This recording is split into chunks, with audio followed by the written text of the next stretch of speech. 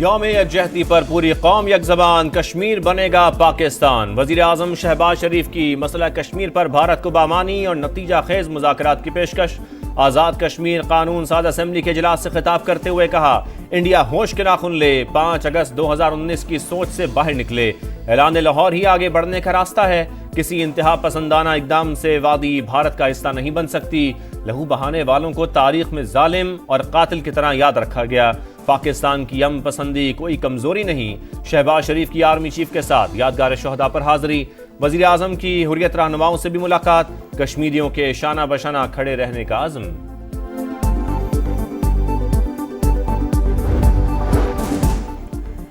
کشمیر کی خاطر 3 جنگیں لڑ چکے، 10 اور لڑنی پڑی تو لڑیں گے۔ کشمیر پاکستان کا حصہ تھا اور رہے گا۔ مقبوضہ وادی کشمیریوں کی مرضی کے مطابق پاکستان کا حصہ بنے گی۔ Army chief general Asim Munir کا مودی سرکار کو پیغام، کہا کشمیر کا فیصلہ کشمیری عوام نے کرنا ہے، نہ کہ غاصب فوج نے۔ کسی بھی جارحیت کا جواب دیا جائے گا۔ ہم متحد اور مضبوط رہے تو ہر مشکل کا سامنا کر سکتے ہیں۔ سپہ سالار کی کشمیری عمائدین، فوجی افسران اور جوانوں سے بھی ملاقات۔ Chairman joint chiefs of staff committee, services chiefs اور مسلح افواج کا کشمیری عوام کو خراج تحسین۔ اٹوٹ رشتوں لازوال محبتوں کی تجدید کا دن، کشمیر بنے گا پاکستان۔ کراچی تا خیبر، گلگت تا گوادر ایک ہی نعرہ۔ یوم یکجہتی کشمیر پر شہر شہر ریلیاں اور تقریبات۔ وفاقی دارالحکومت بھارت کے خلاف نعروں سے گونج اٹھا۔ ڈی چوک میں مرکزی تقریب۔ مظفر آباد سمیت آزاد کشمیر کے کئی شہروں میں مظاہرے۔ کوہالہ پل، راولہ کوٹ اور دیگر مقامات پر انسانی ہاتھوں کی زنجیر۔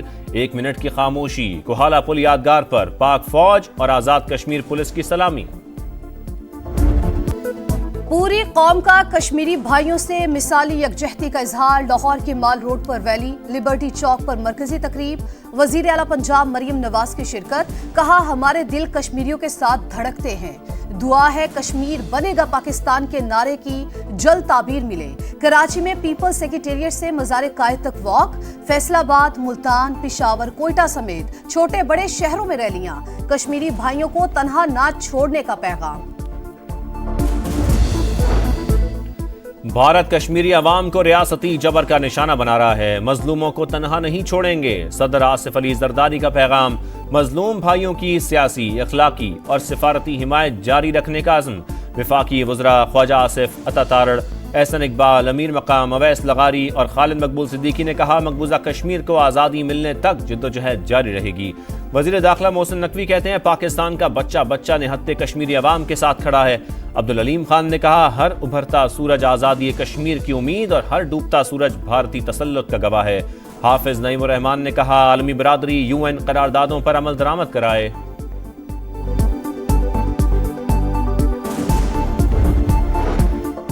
تحریک آزادی کشمیر کی واحد ضمانت مستحکم پاکستان۔ کشمیری عوام اپنی آزادی کی جنگ خود لڑیں گے۔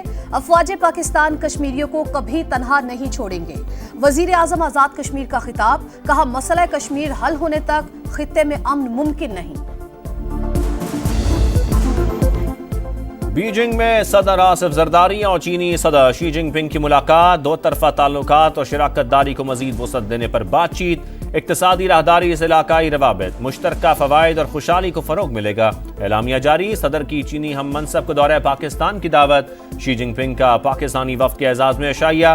دونوں ملکوں کے درمیان مفاہمت کی یادداشتوں پر دستخط۔ صدر مملکت کا گریٹ ہال آف پیپل آمد پر شاندار استقبال۔ پیپلز لبریشن آرمی کے دستے کا guard of honour. Asif Zardari کی چینی نیشنل پیپلز کانگریس کے چیئرمین قائمہ کمیٹی سے بھی ملاقات۔ صدر مملکت کا چین کے قومی ہیروز کی یادگار کا بھی دورہ۔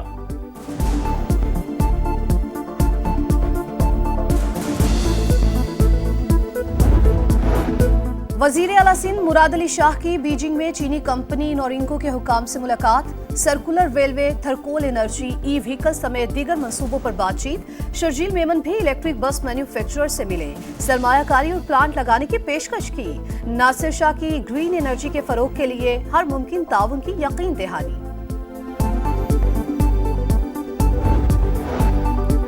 مہنگائی کی رفتار میں کمی آنا معاشی بہتری کا اشارہ، سٹاک مارکیٹ کی بلندی سرمایہ کاروں کے اعتماد کی جھلک ہے۔ نواز شریف کی ارکان پنجاب سے ملاقات میں گفتگو، ترقی کی سپیڈ خوشگوار تبدیلی کی علامت قرار۔